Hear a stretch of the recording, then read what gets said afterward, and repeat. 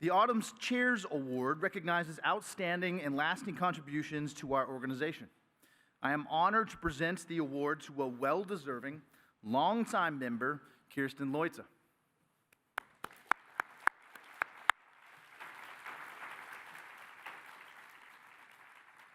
Kirsten is a partner in university relations at Osage University Partnerships, a venture capital firm specializing in university innovation.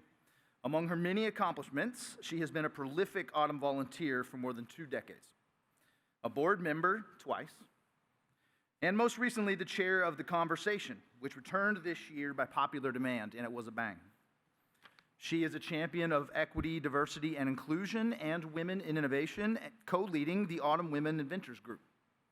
She is respected by so many in the field and has truly had an impact, especially with her work at Stanford and at Osage.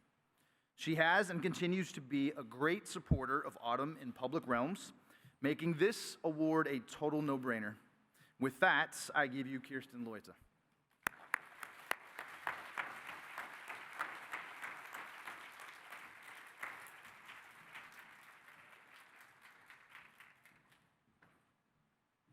Guys, I feel like I need a hat. We all need one of those by the end of this. So thank you so much, Ian. Can you all hear me okay? I was told to put this down so it wasn't in front of my face. And thank you to Autumn for this recognition.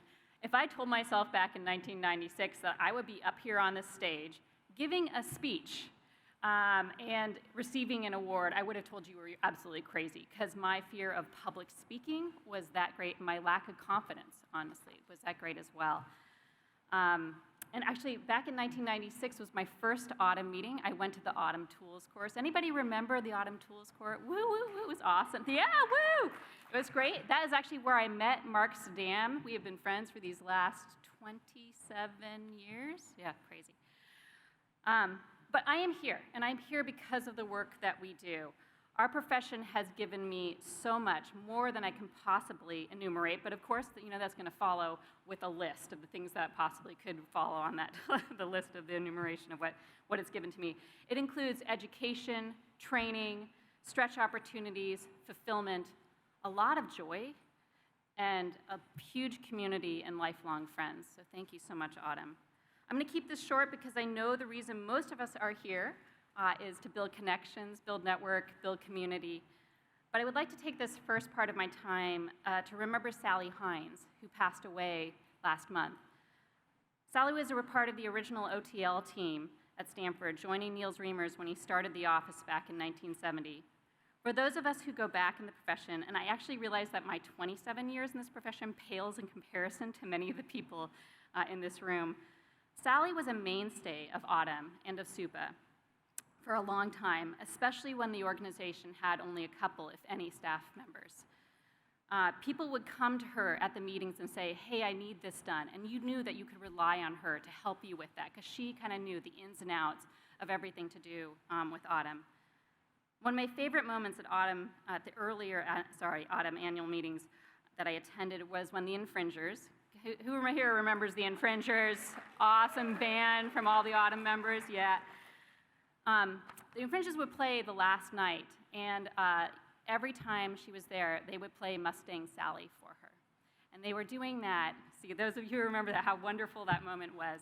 And they were doing that because they were recognizing her for all of her ongoing hard work and truly terrific nature. So we remember you, Mustang Sally.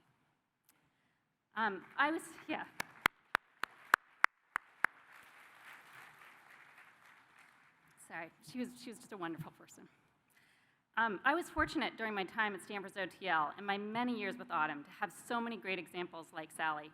People like Mary Alberson, who many of you know is Autumn's former president, she first coerced me to try my hand at actually presenting, and she was the person who recommended me back in the late 1990s for an Autumn committee. That committee was chaired by Robin Racer, whose "of course you can do this" attitude instilled an immediate sense of belonging and confidence in me. There was Todd Shearer, who was my mentor initially on the Autumn Communications Committee. You can notice the theme here. There was lots of Autumn participation. And there I edited the long-dead Autumn paper newsletter. We used to use snail mail to send that out, for those of you who remember that. He provided me just the right amount of freedom and oversight to take ownership of an organization-wide communication tool. Kathy Koo, my former boss at Stanford, she always had this open door policy that you could go in and talk with her about anything.